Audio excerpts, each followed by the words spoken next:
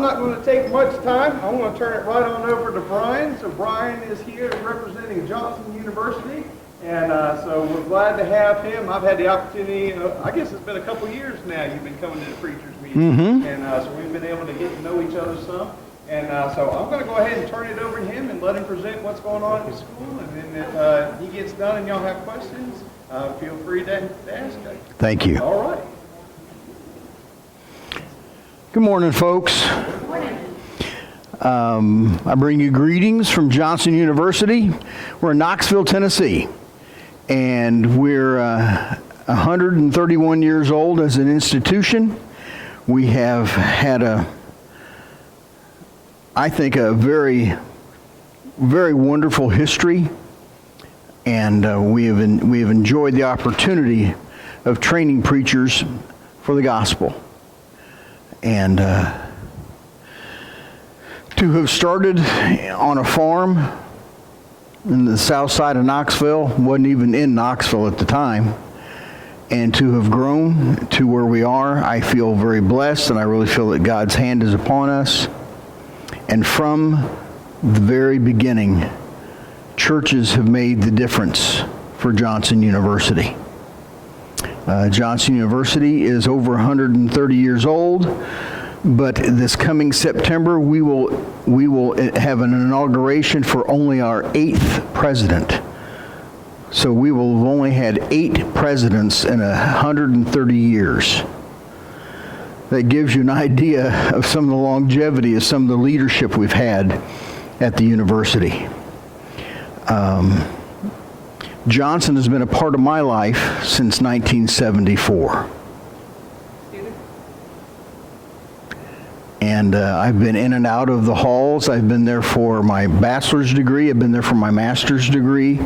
I went into the ministry and came back 10 years later with my wife and 2 sons to get my master's, and stayed to teach and work in administration and what I'm doing now.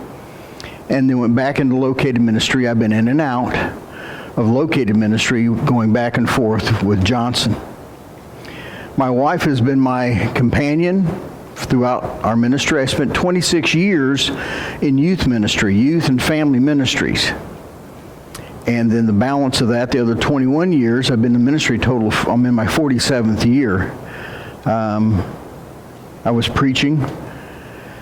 And God has blessed my wife and I with 36 Timothys. From the various congregations that we have worked with, our focus has always been who will go. And it makes my job easier as I come here with the opportunities to ask, who will go? The need is very, very acute. Christian churches and churches of Christ and their institutions, the colleges, we should have panicked 20 years ago. And we didn't. Because 20 years ago, I was in my mid-40s, hitting on all 8 cylinders. Man, I knew what I was doing. We're going. The churches were strong, and we're thinking, as you know, I'm a baby boomer. We weren't that amazing. There was just a lot of us. And so the churches and the colleges became complacent because they looked around and they, wow, man, things seem to be doing okay. But the pipeline was starting to dry up. Now, whether it's independent Christian churches and churches of Christ or Baptist or Presbyterian, it doesn't matter. You pick a denomination, it is at a crisis level. The students just aren't there. The people are not stepping up to go into ministry, which makes my job as Director of Church Relations at Johnson University pretty important, not because I say so, but because the need is there. The need is so great for our relationship with the churches to stay strong so that we can help each other in our ministries. I'm here. My friendship with Ron is recent, within basically just a couple of years. hi, how you doing? Who are you? What do you do? That kind of thing has grown into the opportunity to be here with you, hoping to build relationships. And I'm doing what I can to build relationships with all the churches in South Carolina. And I'm glad for this opportunity today. As I mentioned, we will accept. He's already taken office. Daniel Overdorf is our 8th president. He took office. His first day of work was July 1. Because Tommy Smith, his predecessor's last day was June 30th. We go on a fiscal year, so that's how things. It made the payroll easier for the business office. So one president stopped. Our previous president, Tommy Smith, was a classmate of mine. Tommy has served for 5 years, but was diagnosed with a blood cancer that was known to attack the weakest internal organ, and he soon found out that his family had a history of kidney disease, and so the cancer went to his kidneys. So Tommy is in a situation now where he's down to his kidney function is down to about 13%. At 10%, he has to go on dialysis just to live. So he's already got the port installed in his arm and all of that, but he's hoping for a donor, needs a kidney transplant. But a year ago, he went to our trustees and said, I cannot continue to lead this institution with my health as it is. His health was just plummeting. So the trustees began over a year ago looking for a replacement. So Tommy retired at the end of June, and purely for health reasons. He was doing a fantastic job, had planned to serve about 5 or 6 more years before he retired.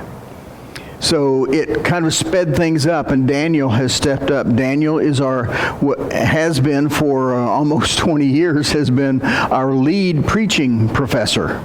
We have several professors that teach preaching, but Daniel has been stellar. He has written 4, maybe 5 different books on preaching, speaks nationally to conferences and conventions, and just a marvelous preacher, and was an obvious choice for an institution that wants to focus on preaching and make sure that we are doing a good job. Daniel makes my job as far as public relations very easy, because he is absolutely fantastic. But we had to bring him out of the classroom early because of Tommy's health. So we have been moving pieces around, but it really looks good. We have a young man coming in, Rory Christensen. He's multiple degrees and ends with a PhD, and is just a real firecracker. He's 6'6", and is just got the energy of 4 people. And he is going to be stepping into Daniel's position as lead preaching professor. And considering no one ever would have wished this on Tommy for his health. And we continue to pray for a donor, but God has really put pieces in place for Daniel to step in as our next president, and for Rory to be available for us to come in as our next as a professor. It continues to show us that we believe God continues to show that He has plans for Johnson University. And I'm really privileged to be here with you to invite Mount Lebanon to continue to partner with us, to strengthen a relationship with you, that we can help you and then you can help us. My conversations with Ron have been, how can we help? What can we do? What are needs that you have?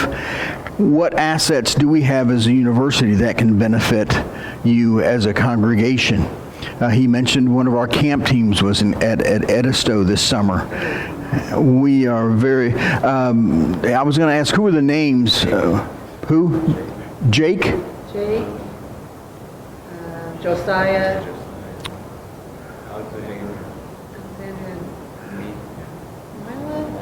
Mila, great team. I know Jake specifically, Jake Boschain. He is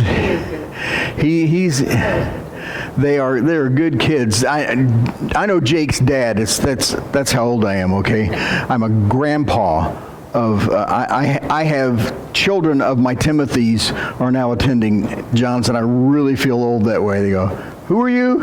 I'm Jake Boschain, and my dad. Yeah, I know who your dad is. Those are the investments we want to make in the South Carolina community. It's the connection we want to have with you as a congregation.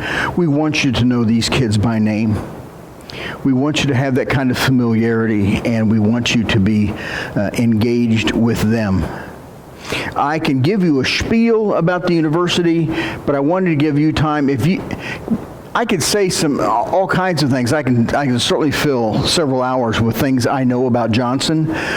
But I want to know if you have any questions about Johnson University, because it doesn't do me any good for me to say a whole lot and then you leave and still have the same questions.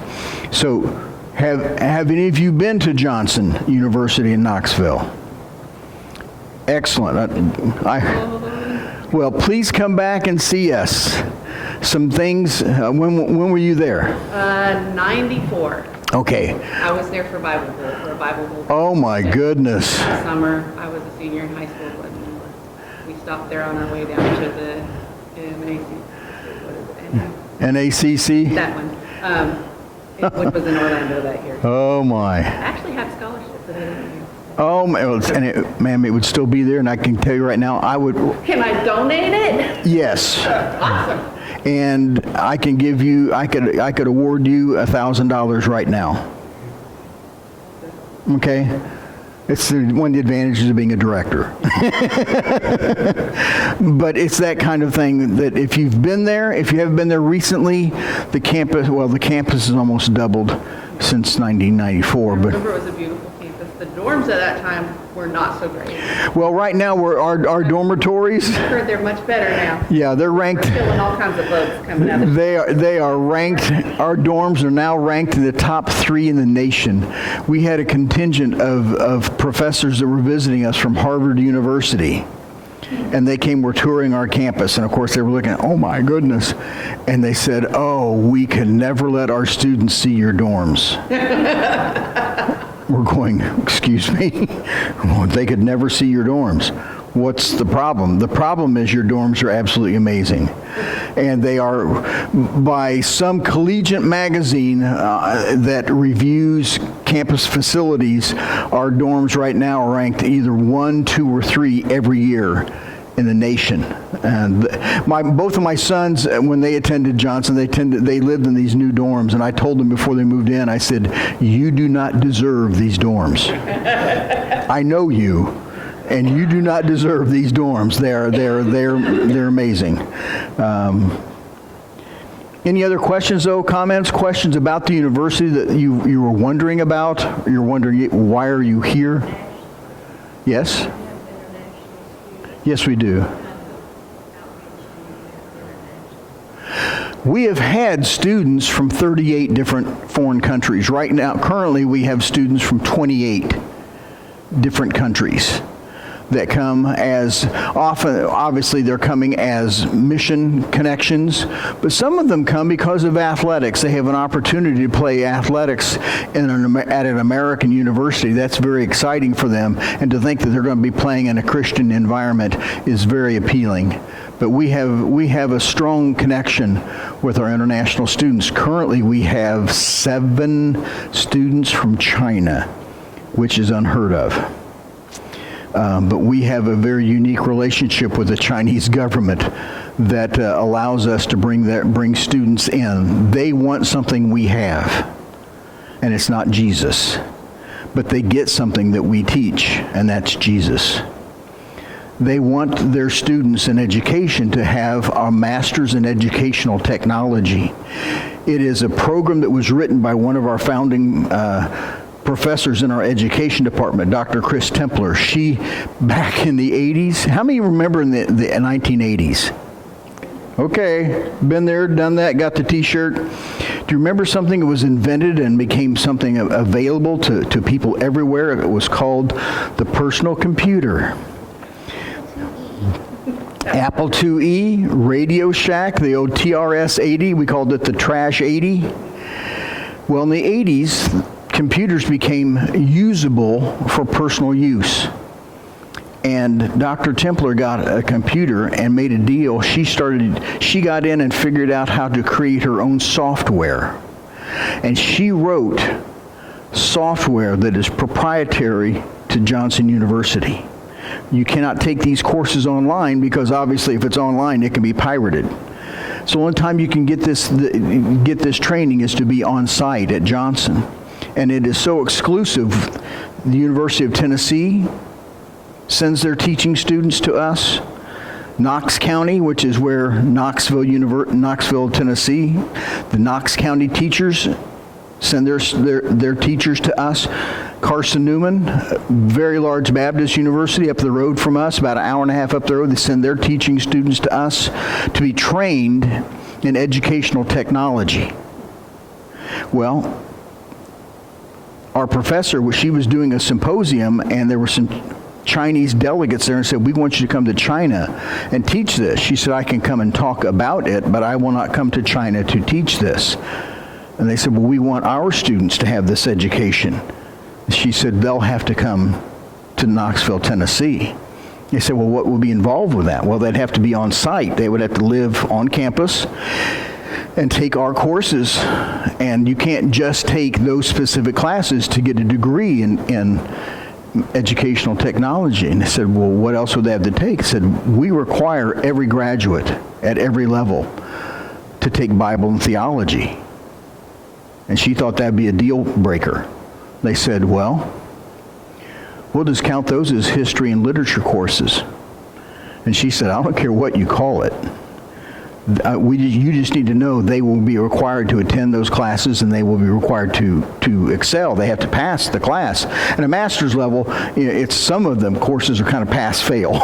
it's not, well, you made it with a D. So they knew that they had to excel. And so the Chinese government said, all right, here's the deal. Because we want to control these kids, we're going to pay for their trip there. We're going to pay for their room and board. We're going to pay their tuition. We're going to pay their stipends. So they're dependent on us for their local, for their spending money. We made arrangements for them to stay in some of our duplexes, where the males would stay in one part of the duplex and the women on the other side, but they would have their own culture. They have their own common language. The benefit of being in Knoxville, where the University of Tennessee is, there is a lot of international markets in the community where they could buy food that they were familiar with.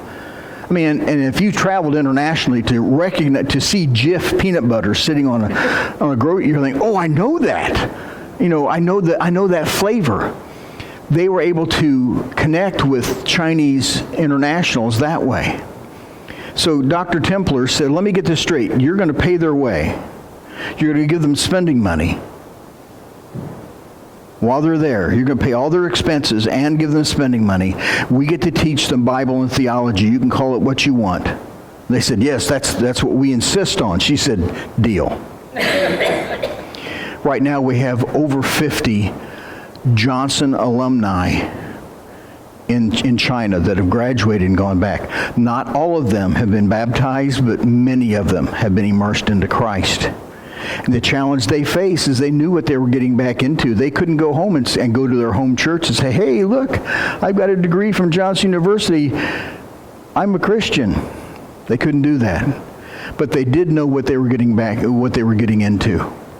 And that has been a real blessing. So the international connection for us is unique because of that arrangement we have with the Chinese government. We have something that they want, and in turn, we have something that we wanted to give. And we've noticed every semester it happens this way. When new Chinese students arrive, they will stay almost exclusively. They'll go to class. Of course, they have to be fluent in English. We're not going to make allowances for speaking Mandarin in class. But they will typically go to class and go right back to their house. But as the semester goes on, as they made friends on campus, they start showing up in the dining hall. They start sharing meals with our kids. They start going to town with some of our students and not just exclusively with their students. We do have on campus, one of our employees is a full-time caregiver of our Chinese contingent. She is Dr. Dua Huan, and she is their caregiver. She is their, of course, their interpreter in case there's a question about culture, things like that, but she takes care of them. She's their mom while they're on campus, and she's got some amazing stories for us of how Christ has impacted these kids' lives, because they're required to go to chapel just like every other student. And she works for John. She is an employee. I was going to ask if the Chinese sent somebody with them. No, Dua Huan walks a very, very thin line. And frankly, she doesn't feel comfortable going back to China because she's concerned that they would not let her leave, because her name's connected to every student that comes in and out of Johnson, and that makes them suspicious. They don't want someone to have that much direct connection with so many different students. So she's had to accept the reality that probably Knoxville, Tennessee is going to be her forever home. Because she says so her parents are so old that they aren't a threat to the government, and she's had to accept the reality that she'll not see family again. Yeah, Dua Huan is very much, and she's able to, again, because her name's connected with the students, evangelistically, she can answer their questions, but it really makes it better for her if they have questions that she refers them to one of the American professors to talk to, so that her name isn't connected with if they're converted. It doesn't go in the record. They aren't going to say, well, Dua Huan was the one who led me to Christ. They really want to be able to say, an American, a white person, led them to Christ. She's their coach. She's their caregiver. It's really a very delicate relationship that she lives with among us. So we pray for her quite frequently. That she has been there 11 years. Obviously, through COVID, we had 0 international students. Check that. We had two kids from Jamaica who could not get home. Oh, and another one from Nigeria that got trapped here. They could not go home because of COVID. Other than that, we didn't have international students for over 2 years. It just was so squirrely. I don't know if you knew about that. Have you heard about COVID? No, not at all. Crazy. Any other questions? How are we doing on time? 15 minutes. Oh my goodness, let's panic. Any other questions about Johnson University? How many ministry students do you all have? As far as the different, I mean, I know you have youth ministry, family ministry. Yes. We have 8 schools in Johnson University. Because we had so many students over the past few decades who had an interest in the Christian education but did not feel called to ministry. So we now, our largest school is still the School of Christian Ministry. Okay, we graduate the most students out of that school. The second school is our School of Education, where we graduate public school teachers. Johnson has a 94% placement rate for their public school graduates. 94% of our kids that graduate, when they walk across the stage, already have a job, which is kind of cool. That is so awesome. It's really cool. They don't have that panic. So we have school systems that are waiting for graduation to get a list of our education students. Our third largest is the School of Business. So to get back to your question, Ron, this past spring we graduated 68 students in our Christian ministry school. 34 of them were preaching and leadership or preaching and student ministries. Okay? So the other half of them were children's ministers and other student ministries, but half of that 68 were preaching students, which is not enough. Percentage-wise, when you look at the total graduate class, it gets smaller and smaller each year, and people say, oh, you're graduating few. Well, we're not graduating fewer preachers, we're just graduating a lot more in the other areas. Well, that's been a big push for us, and that continues to grow for us. Our School of Business is really getting some traction. Understand this, and this is something I've had to explain. You've got Ron. He is a single voice, trained in Bible and theology. He has skills for teaching and preaching and counseling and caring for a flock. That's one voice in this congregation. Can you imagine if you had students who graduated with a business degree or graduated with an education degree? Every single graduate from Johnson University, regardless of your major, still majors in Bible and theology. You could get a degree in sports management from Johnson. Okay? You still will major in Bible and theology. You'll still take every course that Ron would have taken for his preaching degree, short of his preaching courses or local or ministry courses. You would have the same Bible and theology foundation as every ministry student, regardless of your degree program. You could get a degree in math. I don't know why you would want one. So you can teach high school? It still makes my head explode. Why would you want a degree in just math? But we offer that at Johnson, but in doing that, you cannot graduate from Johnson without a major in Bible and theology, which means if you could have businessmen, you could have businesswomen, you could have nurses. We have a pre-nursing program. You could have school teachers sitting in your congregation that have the same Bible and theology foundation that Ron has. What would that do to your children's program? What would that do for your classes that you would teach? What would that do for your vacation Bible school? Imagine the burden that would take off that one single voice that's preaching up here every week to know there's other people in your congregation that have the same Bible and theology foundation that he does. He's not the only voice anymore. We are very excited about these other degrees that we're offering because it strengthens the congregation. But the need still is going to be for the pulpit. I tell the other deans of the other schools, when I travel, I promote the Christian Ministries course, School of Christian Ministries for ministry and for missionaries. You other deans, you're on your own.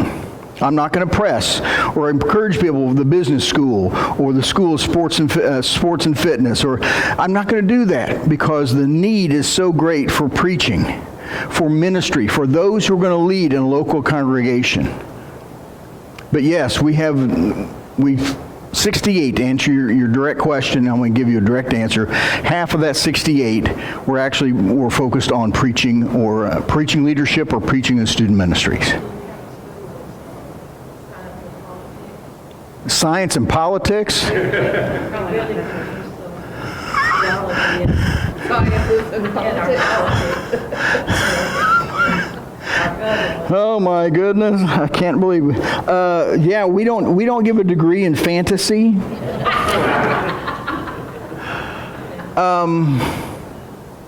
But you will have the sciences. We have a school of arts and sciences which deals with all of the humanities.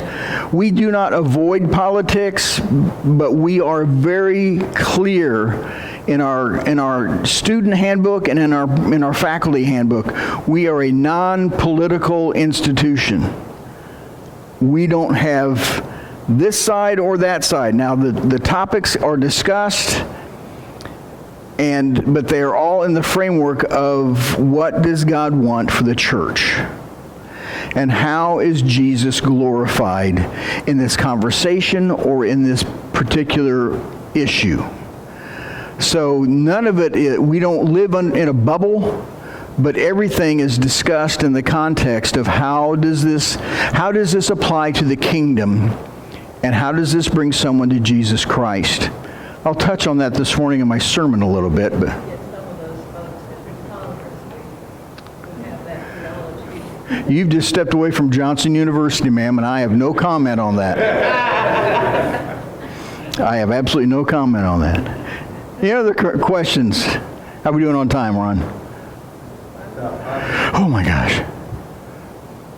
Anything else? I would love for you to come visit us. We have an absolutely gorgeous, gorgeous campus. Ashley S. Johnson, in the first 3 years of his founding of the institution, it was started in 1893, he purchased 150 acres from his grandfather. It had a barn and a farmhouse. And he immediately tore down the farmhouse and built a new, very nice mansion, really overbuilt. But he was a man of vision, and so he began with 150 acres. Within 3 or 4 years, he added 250 more acres. So it's a math question. 150 and 250, 400. Johnson University still owns that 400 acres. We are a campus, with a facility for growth. We're not landlocked. Many institutions are landlocked. They have had communities grow up around them and limit what they're able to do. That is not a problem for us. For us, it's a question of what's the best use of our funds, what will extend the kingdom, and how can we better serve the churches. But we are continuing to be I believe, a positive voice in a very, very troubling time. And I really want you to come and visit us. If you're going to visit the Smokies, please take a day. Take a rainy day. If you get rained out on a day, say, hey, let's drive over to Johnson University. We'd love to have you come and visit. We'll show you around. We'll be tickled to death to have you. But please come visit us at Johnson. When we're giving offerings, I know we do, what, 5%? Is that going for a specific scholarship, or is that going For for? specific student. I put his name and his ID number on every check that I send. His name is Noah Brown. That's something. I don't know, you told me the last one graduated. Yeah, I think that's what his name is. I don't- It specifically goes yeah. to that church, which Yeah. is a preaching. That is an arrangement that you have made with the student accounts and financial aid, because that will not come through my office. Otherwise, I would know exactly what you were giving. So that's not an issue. Well, it just says Johnson University. But it is a specific kid. I have to put his ID number and his name, and if I don't, then they call me to find out where it needs to go. So, Right. I can make- Thank you for doing that. And we have gotten cards from parents and students that think it's I hope so. We encourage. Again, as a student there, I was there 74 to 78 as an undergraduate, as a single student, and I got some amazing gifts, amazing support from churches. And Linda Reed, one of the ladies that now works with me, she did her best. I was terrible as a student. She said, please write a thank you note to these people. She would come to the post office and put paper with a stamped envelope, pre-addressed, and said, just write something to these people. Tell them how much. I was terrible about that. I was so ungrateful as a student. So I'm thrilled if you've gotten cards. I'll be sure and let Linda know when I get back to campus. She's now retired, but I still have her voice in my head. It does make a difference. It literally makes a difference. I'm going to close. We're going to move into the next portion of our service, and hopefully we'll have some time to share as well. So thank you for your time. So at this time, if you